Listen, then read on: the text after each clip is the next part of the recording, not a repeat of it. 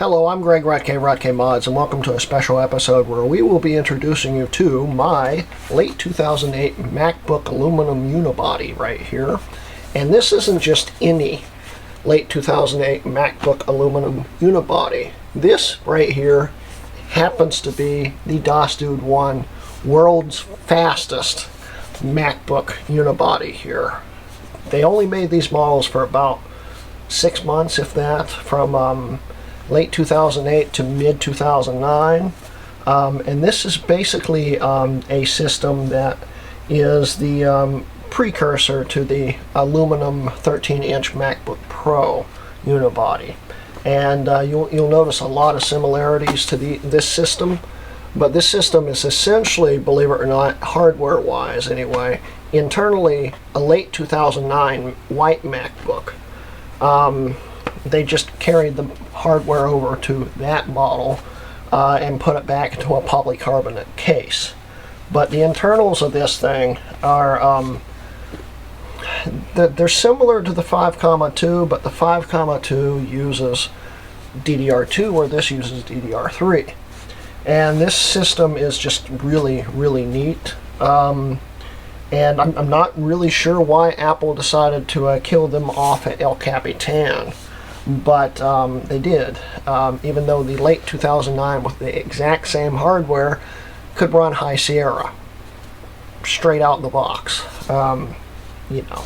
But getting back to the point, this is the world's fastest, and I'm not exaggerating. This is literally the world's fastest late 2008 MacBook aluminum unibody, which was built by Collin Mistr, aka Pt.1, and if you want to check out that video right up here, check it out. It's really worth a watch. Very interesting stuff. And there is a very interesting backstory to this that I'm not going to go into detail about. Collin had a little mishap with this system, and well, he explained about it in the most recent episode of Mac Yak, episode 7, which you can also check up here. If you want to check out the backstory of what went wrong with this system, check that out. It's probably about an hour into the video. I'll put a link to around the area it is in the description, or in the video anyway. Very interesting story. He almost gave up on it. I'm glad he didn't, and he is too, because this is the coolest, one of the coolest systems I think he's ever done. And how I was talking about this was the precursor to the 13-inch MacBook Pro. It is. This was kind of like a transitional kind of system. This is like the only MacBook ever made that was sort of targeted for professional market. And it also, I think, helped Apple realize that they needed a 13-inch MacBook Pro, because, as I remember correctly, these sold pretty good, even though they didn't make them very long. They were pretty popular in that short amount of time. And what Collin Mistr did is he swapped the 2 gigahertz, Core 2 Duo in it, to a 3.06 T9900 Core 2 Duo, which is the most powerful Core 2 Duo you can stick into a MacBook of this generation, of any of them that are running these NVIDIA chipsets. It's an extremely powerful CPU, and in this video we're going to be going over all the details about it, what makes this system more unique than, for instance, a 5.2 or even the polycarbonate unibodies. And also we're going to be installing this SSD into it to make sure it is and stays the fastest out there. Because even if someone else swaps another T9900 into one of these, they'll have to also do an SSD like me. And I may eventually try 133 RAM in this, and we'll do a video on that if that happens. But I don't have any right now. But I hear 133 megahertz DDR3 will also work in these and work pretty quickly, and make this thing just even that much cooler, and even that much slightly quicker there. But yeah, that is the intro for this video, and let's get into it.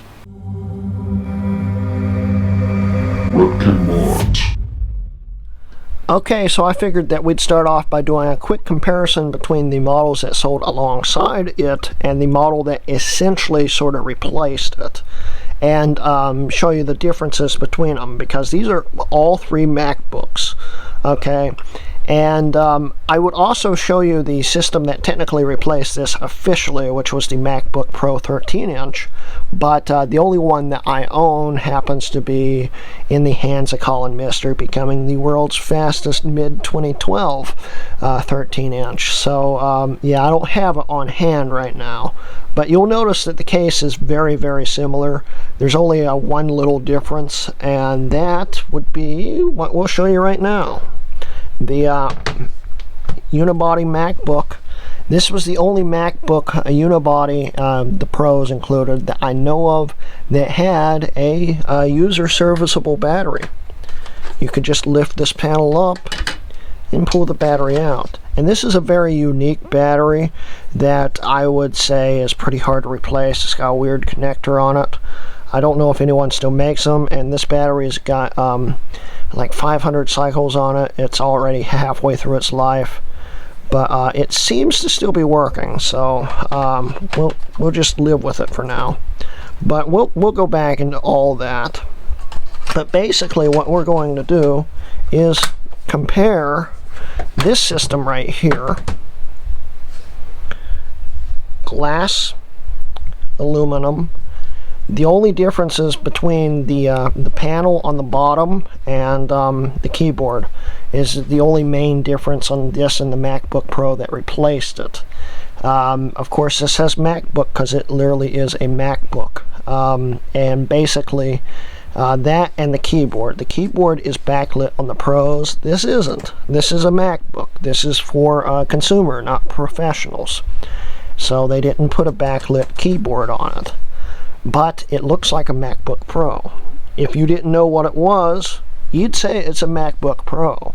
But the other giveaway is the side ports, where the MacBook Pro from these generations actually had FireWire 800 port on it.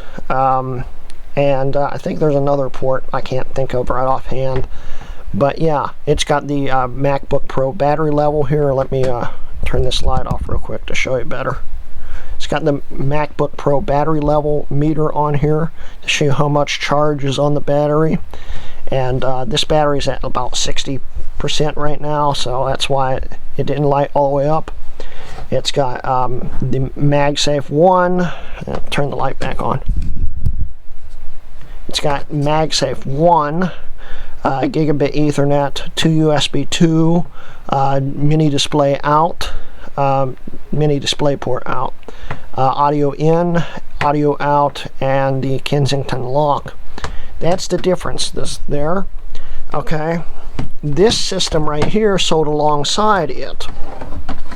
This is actually a 4.1. My 5.2 is right up there in pieces because I needed the SSD out of it to put in here. I'll put this hard drive into the 5.2. But the 4.1 looks basically identical on the outside. And this one's a little yellowed. It's a little used. It's in a little worse shape than my 5.2 color-wise, but actually case-wise is a little bit better. But yeah, this is the non-unibody, and you can see the famous palm rest cracking and stuff on it. It's a pretty cheap, crappy design.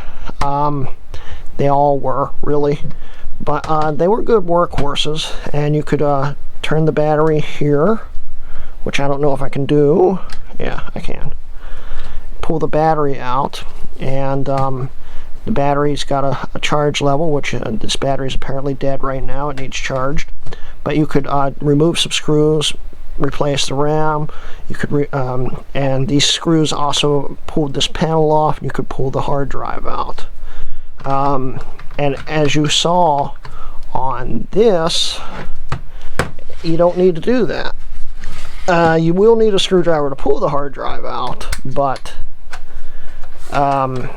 it's a lot easier because it's one screw and it just lifts right out. Okay, no sliding, no anything like that. Where this, it's a little more complicated, but it does indeed work. Put this back in here. Maybe. Well, I'll tighten that later. But anyway, we'll move on to this. I don't know what is on that right now. Anyway, we'll move on to my daily user, which will probably be replaced by this, at least until the world's fastest mid-2012 MacBook Pro comes back in. Yeah, this is my daily user right now, and it's actually got a short in it, I think, and all the screws will shock you when it's plugged in. I gotta fix that. But the case itself is basically a plastic version of the aluminum case that was on the 13-inch MacBook Pro. It's literally just a polycarbonate version of it, with the old throwback of the old frame from the 5,2 and stuff. But other than that, it's basically the same case, just in polycarbonate instead of aluminum. And this introduced the bottom panel that you have to unscrew to get to the battery and RAM and stuff. And here, you still have to take this part of the panel off to get to the RAM. But other than that, it's a little less user-friendly. But it's still doable. I replaced the battery in this and it works great. But these were notorious for having nasty bottoms on them that would peel and change color and stuff. But if you wipe it down and stuff, it does look pretty good. They did a recall because they would peel a lot, and they'd send you a whole new panel. This one might have had that, or it might have had one of the ones where it was fine. I got a good deal on this. I'll go into a story on this someday, maybe. It's still a very useful system. I love the old polycarbonate MacBooks because it's the cheapest way to get into the Mac community, basically, still today. And you can still run Mojave with the patcher on them, and it runs Mojave beautifully. This one runs Mojave. And this will be running Mojave once we put this SSD in it, which is pre-set up. I set it up on my 5,2. So when we plug it in, it should be set up with my 5,2's install. So let's get into it. Okay, so I hope I've got a pretty good angle on this right now. We're going to do the SSD swap here. Basically, we just lift this one tab up, panel lifts up. We'll pull the battery out here. And it literally takes just this one screw here, which this tip doesn't fit. Thought it was small enough there.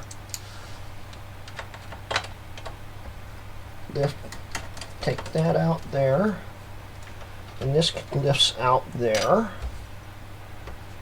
Then that lifts up like this. And this looks like the MacBook Pro ribbon cable, so these are extremely fragile. You don't want to be yanking on that too hard. And that's literally it. In fact, this is missing most of its posts, which I didn't know, which means this won't actually set the SSD in very well.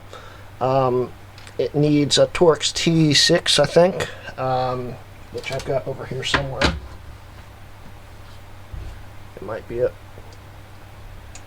Yeah, that's it.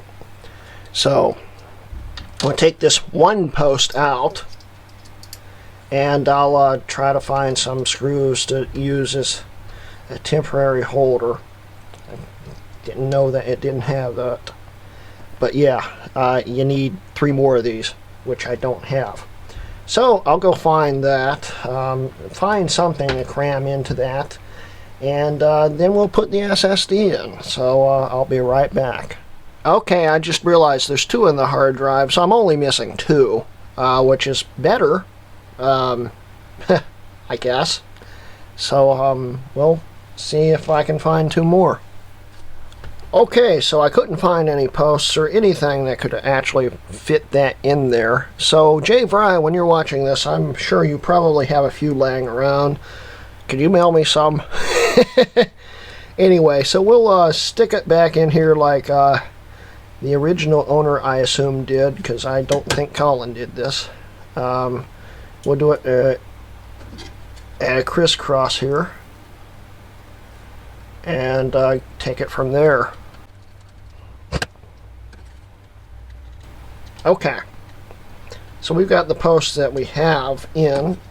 Flip this bit out here and we'll line it up and plug it in like that. Put the single post in there. It doesn't seem to want to go in. There we go. Alright, so yeah, it's nice and wobbly, but it's in there. It won't fall out with those two posts in it. So we'll put this back on.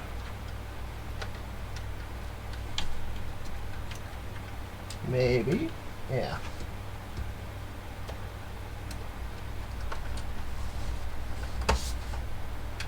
Alright, and there's the SSD.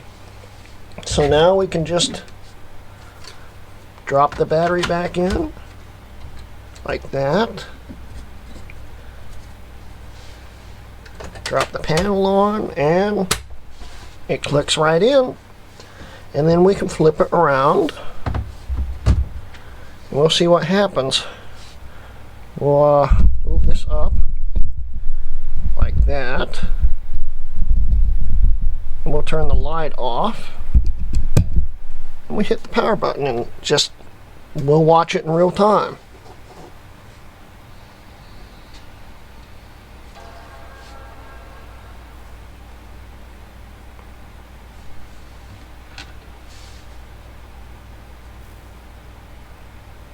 Okay, so the boot drive is not being found. I can already tell you that. So we'll go into the boot menu.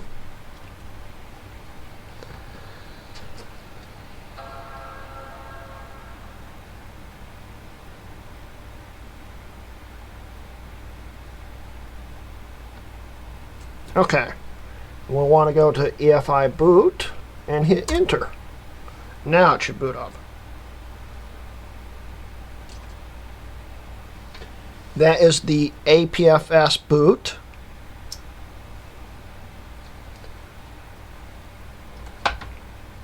And of course, since it's booting off of APFS and this doesn't support APFS, it does take longer to boot up. But once it gets past that, it should boot up pretty darn quick.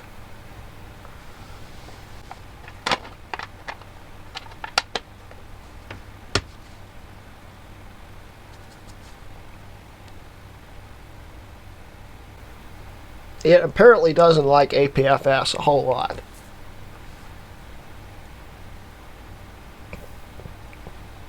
Then again, this is an old install of Mac OS. Well, it wasn't too bad. Here we go, we're booted up. And everything's loading up and looking good. So we'll set this up in a different angle and show you everything. All the gauges and stuff are loading up. It's looking good. I like this dark theme on here.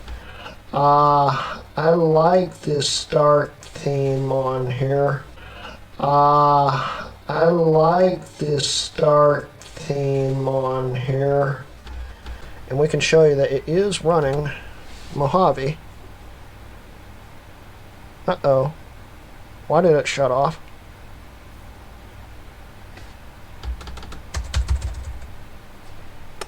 Well, I think the battery just died.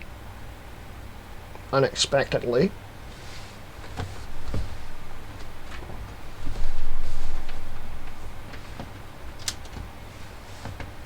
Should have probably plugged it in first. Okay, so I had no clue what happened there. It just completely died on me. But it's booting back up, and it seems to be fine right now. And it's booting faster. It's I guess the system's got to get used to the drive. I don't know why it's booting faster. It might have been something hardware related. Maybe the battery. Probably the battery. It's going quicker. And remember, guys, this is still a 11-year-old computer. So, actually, it's 10 years old. It's going on 11 towards the end of the year. But yeah, now we can show you that it is running Mojave. Here we go. We're running Mojave, and it is working. So we'll move everything around and make it set up nicely.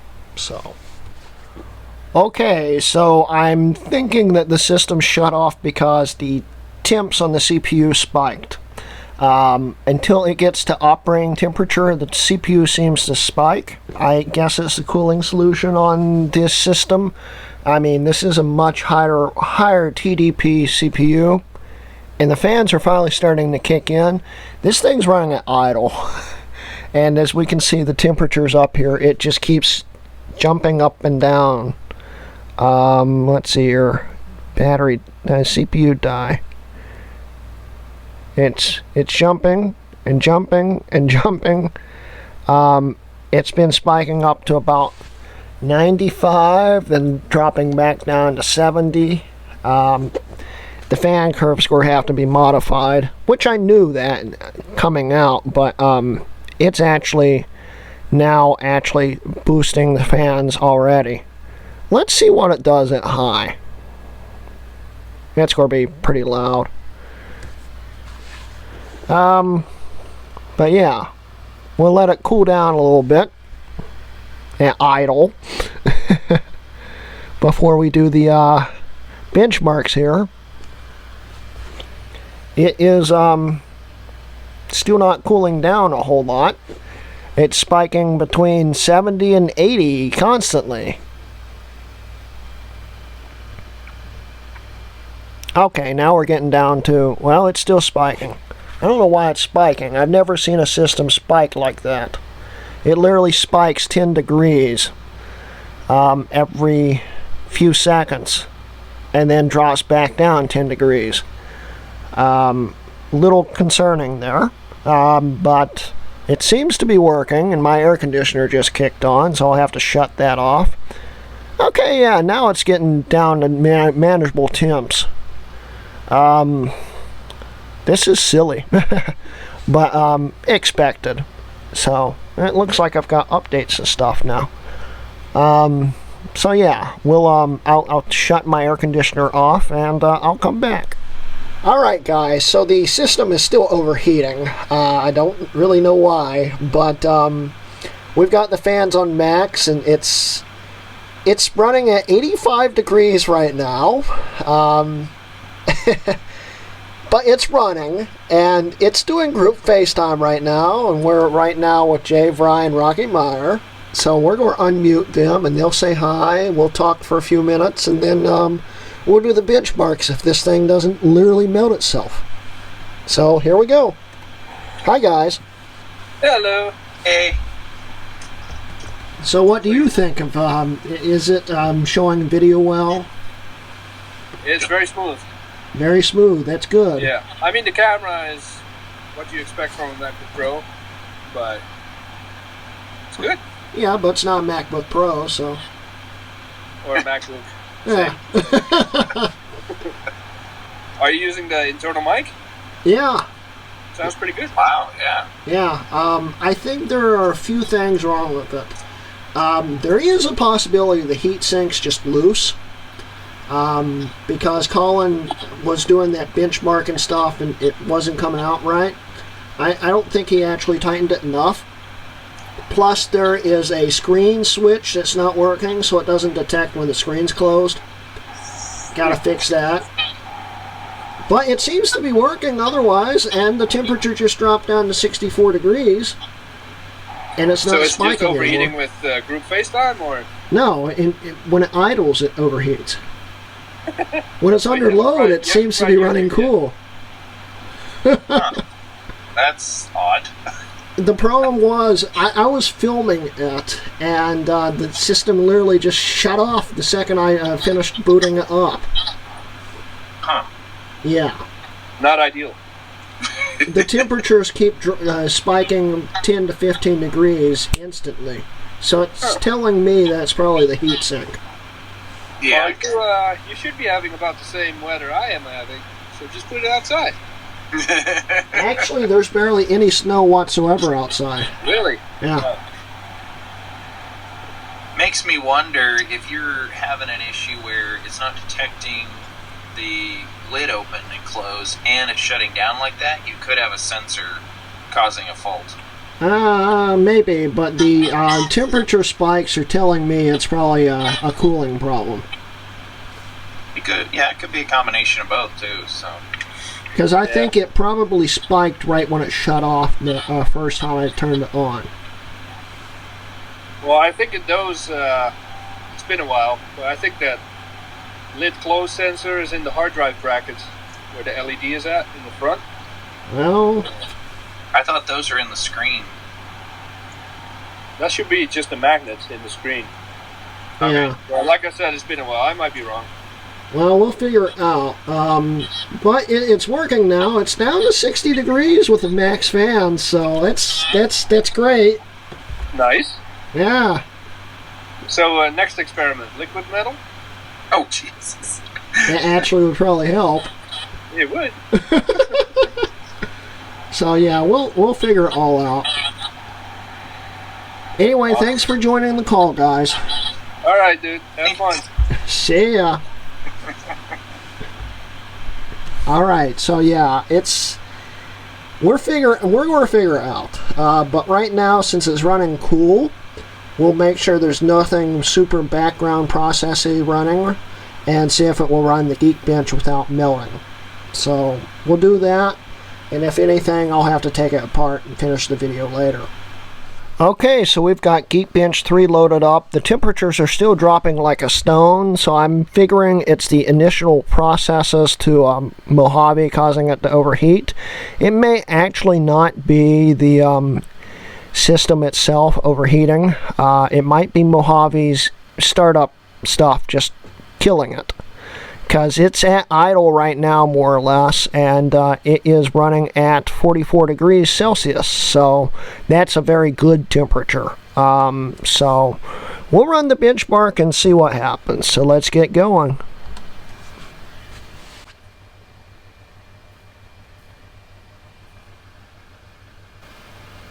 Okay, so the temperature has rose up to about somewhere in the 60s.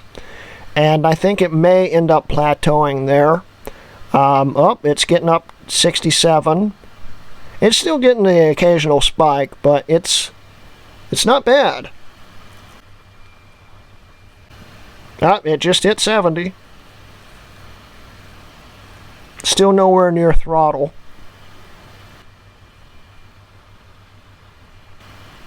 Yeah, it's 76, 70. 78.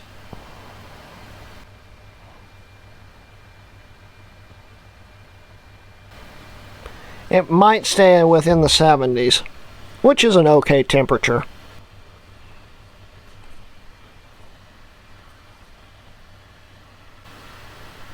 And with the Mojave light dark theme problems here, I actually can't tell you how far along the progress is, so it's going to end when it ends.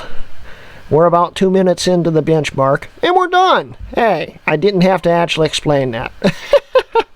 But yeah, it's not bad. We'll save that for now. 3, 4, 6. Let's hit the desktop. Save. Okay. And now, since we've got that, we'll now open up Geekbench 4. Open up Geekbench 4. There we go. And here we go. We've got all the device specs and all that stuff.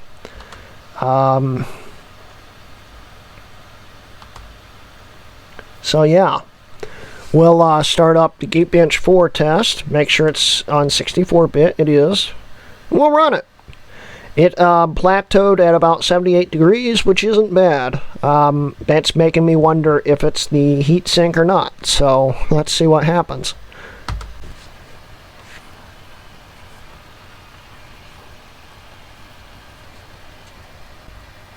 So far, the temperature hasn't gotten past 60 on this test.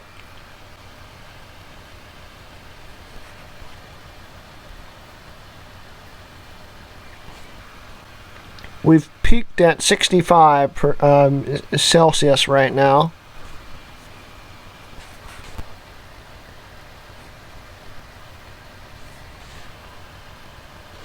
We're right now at 72 degrees. And there we are finished. So we'll do a save of this. I'll upload both of these. Then we'll find comparable systems to what this originally was. And we'll do a quick comparison and then wrap up the video.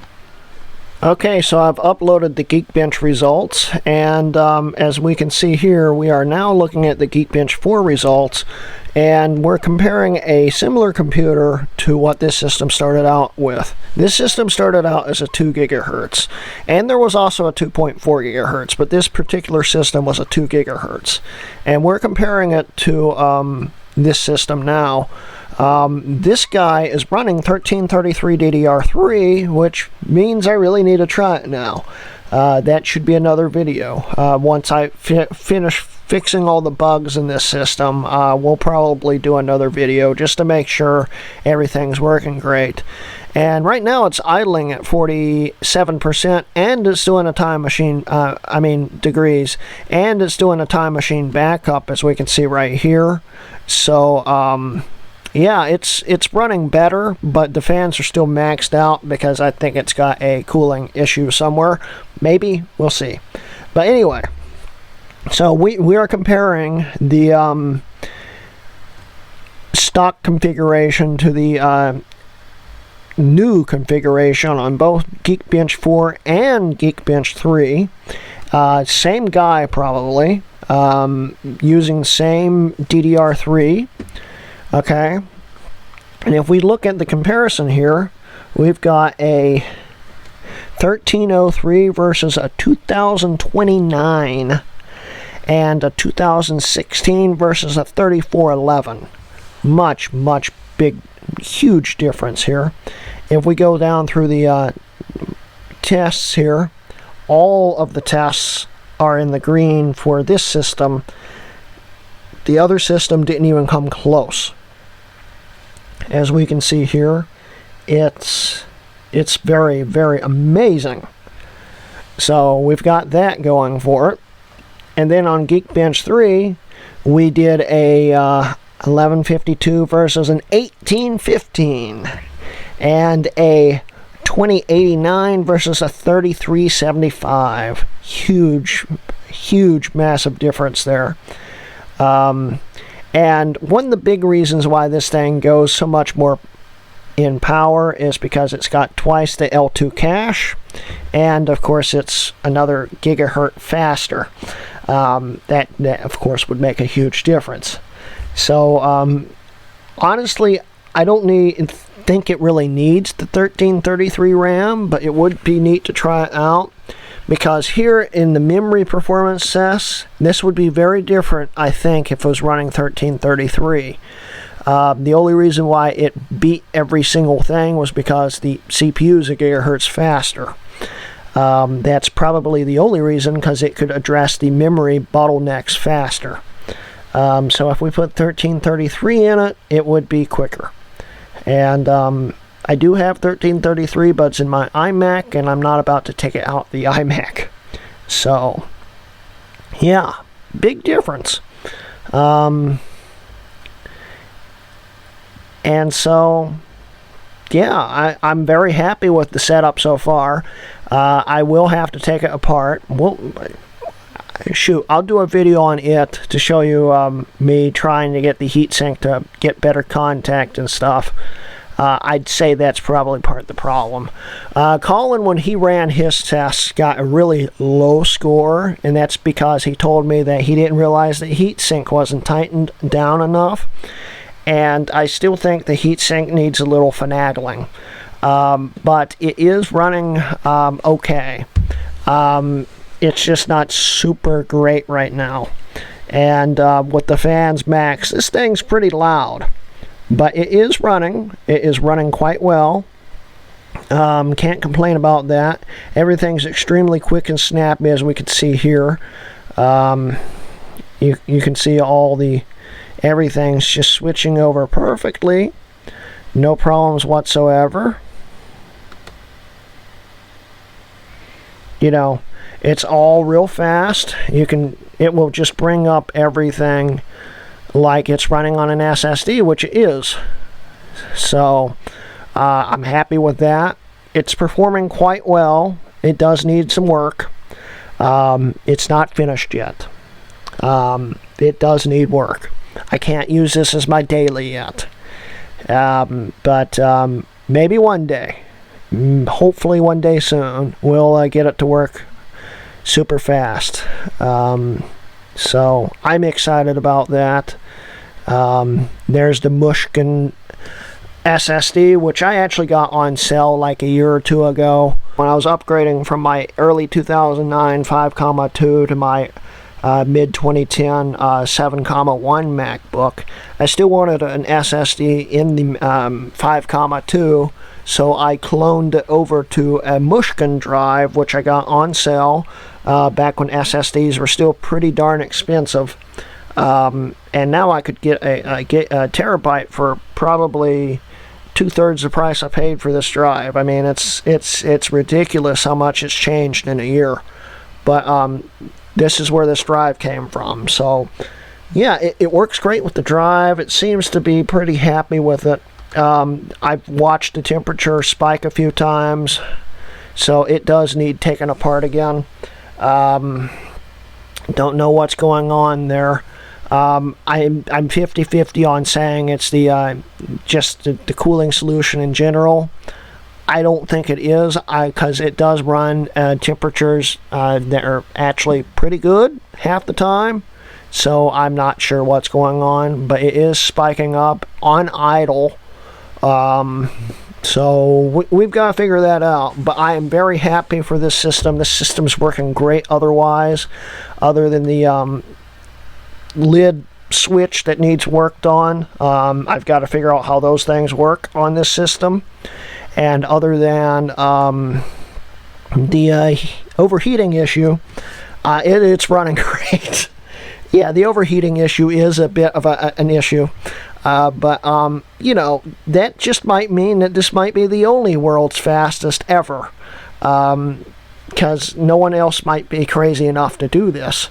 I'd say if you put a slightly lower clocked CPU in here, it would run just about as well, and it would run cooler.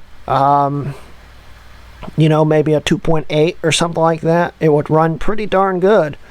And Collin does these. He does the BGA swaps on basically anything for $150. So if you guys are interested, go contact DOSDude1. He'll be glad to do it for you. Thank you, Collin, for doing all this work. It's not the end of the road for this system yet, Collin. We still need to work on it a little bit. And I need to order some new RAM for it, looks like. Get a little bit more speed out of it. So, yeah, I'm excited. Tried to do that too. Rerun Geekbench 3, I guarantee it's probably going to get a bigger score. So, yeah, I wanted to show you guys this video working super great, but hey, it's working. And as you can see, guys, it's extremely fast. It's blazing fast. So, yeah, it's working good. And I can't complain about it. So anyway, that's the end of today's video, guys. Don't forget that I do now have a Patreon. If you'd like to support me, there's a link in the description and also at the end of the video. And also, I am now sponsored by SellYourMac.com. If you go to SellYourMac.com/RudKMods and sell something, you'll help me out, which will be it helps me a lot, and I'd be very appreciative of it. So please help me out there if you can. And anyway, so yeah, that's the end of today's video, and thank you guys for watching. This has been a RudKMods video.